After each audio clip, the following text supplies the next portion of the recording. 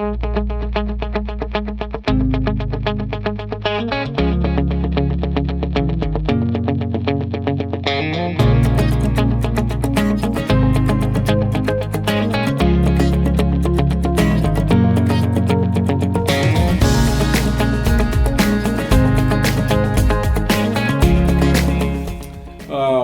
to our podcast. We got a special guest today, Chief Loyd Baker.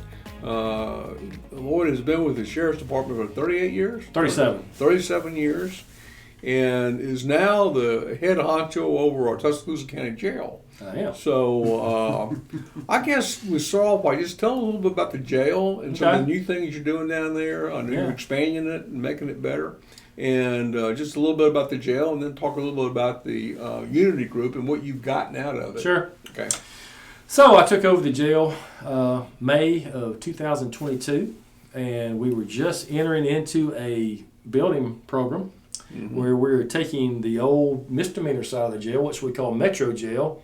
We're going to tear it down, which we're in the process of doing now, and we're going to rebuild there a larger, nicer facility that has a dedicated psychiatric ward and a medical ward. Wow. It'll, as you know, the jails across the country see a lot of mentally ill inmates coming through the doors, and the sheriff wanted to provide a place where we could better deal with that population and treat them while they're in our custody. I want to say it's about 30%, isn't it? They keep telling me that about 30% of our population at any given point is on some type of psychotropic drug. Yeah.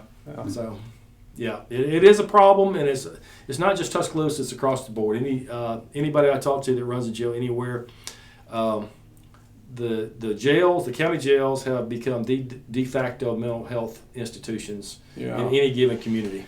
Look, as citizens also need to understand that Tuscaloosa's leadership, Judge Robinson and Sheriff Abernathy and yourself, really are focused on addressing this issue. Absolutely, absolutely. And they recognized the problem long ago and have been working toward this end for some time. So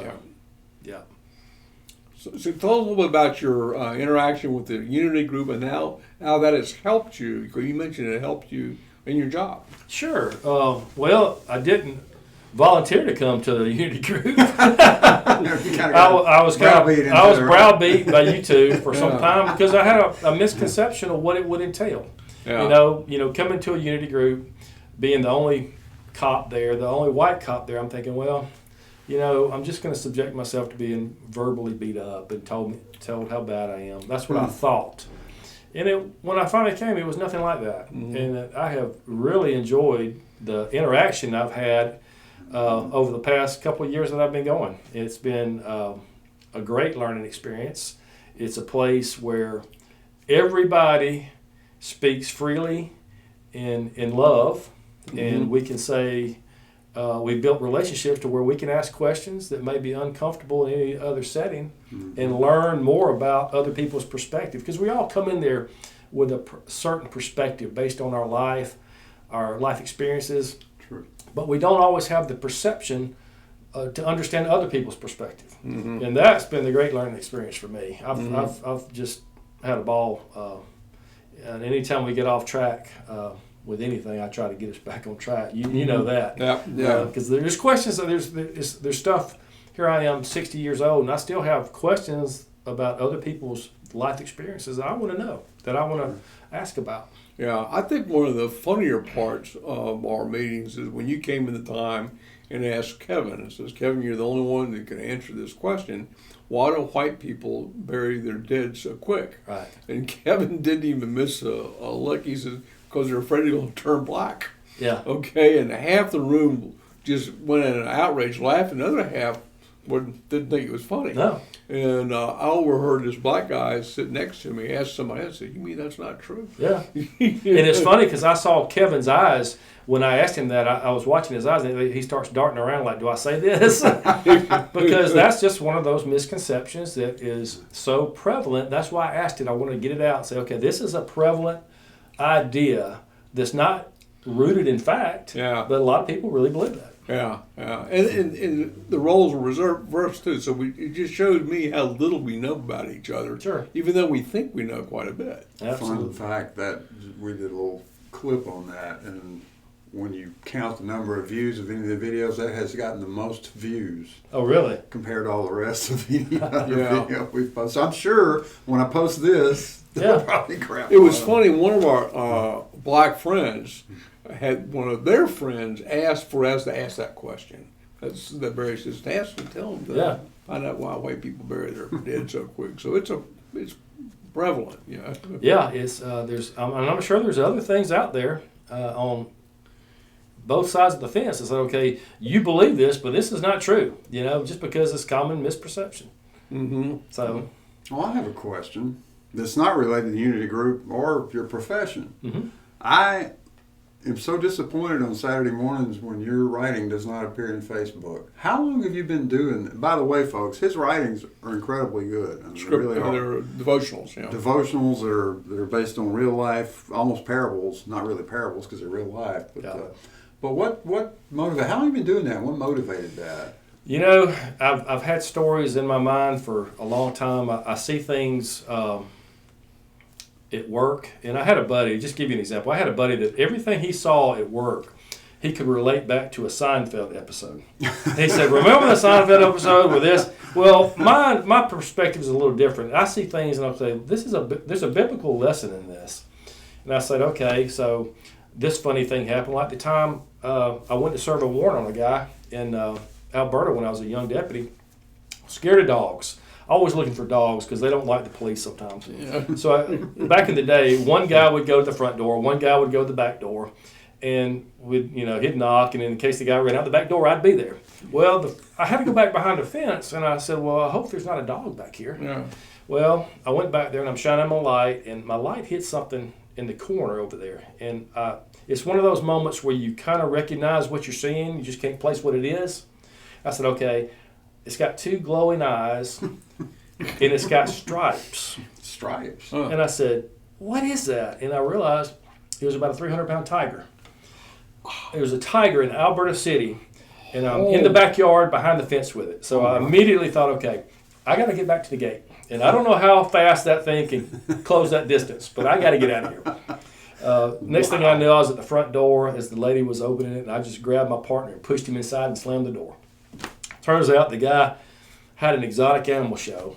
The tiger was on a logging chain. I just didn't know it at the time. But okay, so how do I relate that to a biblical lesson? And I take that and I make it into some sort of biblical lesson. And that's kind of one of the first ones I did, stories I did. Huh. And since then I said, well, I've got all these stories and they all kind of relate to something biblical. Why don't I just put them out there to see if anybody reads them? Yeah. And I've been amazed, that people even read them. Oh my gosh. Yeah. I We're trying to coach you into writing a book, on I have a friend in Pennsylvania who waits for me to forward them Really? every Saturday morning. I said, well, just put a friend request out to him, but this works. That's very humbling because I think because I have a bit of ADHD, I think, because if I start reading my own stuff, I say, okay, that's too long. And I go ahead and move on. I don't know if he's watching this or not, but I think it's probably been a really good witness. Well, that's what I shoot for. Yeah. So if any knowledge I have, any wisdom I can give out in that form and relate it to some spiritual truth, I try to do it that way. And try to make the stories interesting. Because there are obviously interesting stories in law enforcement. That's one thing you get out of this job is interesting stories. Some of them are hilarious, too. Yeah. Yeah. Some of them are downright embarrassing. I know, right? I could probably find a few you're talking about. One of the things that when you talk about racism and unity and the police, the topic always comes up, the relationship between the police and the black community. Right. Why don't you give us your ideas on that?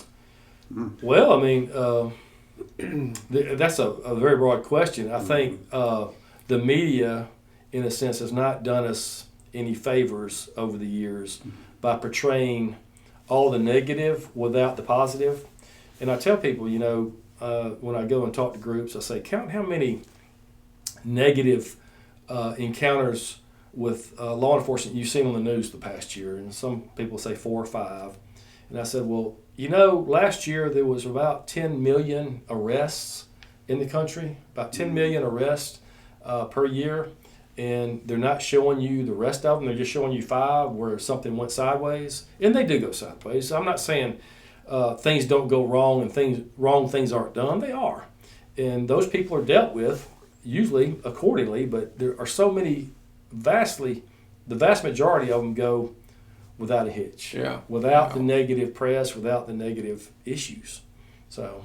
Yeah, it's the numbers, the actual numbers are quite contrary to what people would perceive to be true. True. And in fact, many of the deputies and the people that work for law enforcement are black, especially in the South. Absolutely. Especially in the South. Right. So. Speaking of people at work, seems like a pretty darn good job for anybody who's looking for a career in law enforcement, employment, whatever. Talk to about what somebody can expect if they hire on with Tuscaloosa County in the Sheriff's Department. Well, what we like to do is hire people who are interested in law enforcement into the jail first. That's where I started. That's where the sheriff started. That's where many of us started. Mm-hmm. Because that's where you learn about human nature. The jail, we have probably 680 people there today. And they are most of them are pretrial detainees, meaning they have been charged with a crime but not convicted of a crime. But you learn a lot about people when you're in the jail. Mm-hmm. And it's a great environment. I tell people it's always 70 degrees and it never rains in the jail. And the pay is excellent. We start you out at $22 an hour with the best benefits in the state of Alabama. Some young person coming in with a family, pay about $120 a month for family coverage. That's for insurance and dental, health, vision and dental. Can't touch it. You got a retirement where you work 25 years, they'll pay you for the rest of your life. Mm-hmm. It's hard to beat. Mm-hmm. And you can move on from there to, you can move your way up in the jail or go out to patrol. There's just lots of opportunities at the sheriff's office. Really good culture in the sheriff's office. Mm-hmm. I think so too. You guys have a really good culture. Yeah. Dan and I work with sheriffs across the state, and Tuscaloosa, we really have it good here. We've got good facilities. You're not going to find a better group of people that run the show. Right. And sometimes you have an opportunity to see if you can get a tour through some of the facilities. Sure. Just really, the new facility they have over there by Animal Control is just state of the art. Yeah, it really is. State of the art facility. If you're going to commit a crime, don't commit it in Tuscaloosa because they're going to catch you. Yeah. Okay? We hope so. Go somewhere else and commit it. If I were a young man, I would be taking a hard look at that because, good grief. You talk about $120 for a family. I would be willing to venture guess that it's more like $600 to $700 in most environments for a family. Oh, absolutely. More so because I was, my daughter, is aging out of being covered by my insurance, so I had to do some shopping, and just single coverage $400 to $500. It's just outrageous. So the county has done us a great service, and they continue to by providing those type of benefits. You guys deserve it. And the culture. You speak of the culture, and the good thing about it, we do have a good culture at the sheriff's office, and it comes from the top down. The sheriff has told me, and me and him both have a lot of years in, and his mantra is we're going to do the right thing. And if the day comes where we can't do the right thing, we've got enough years to go home and retire. But I don't care who it bothers. We're going to do the right thing, and that's what he says. So that's a good environment to be in. I'll never have to betray my conscience in this environment because I know the right thing. We may not always get it right, but we're going to try to do the right thing. Well, the culture in the jail too.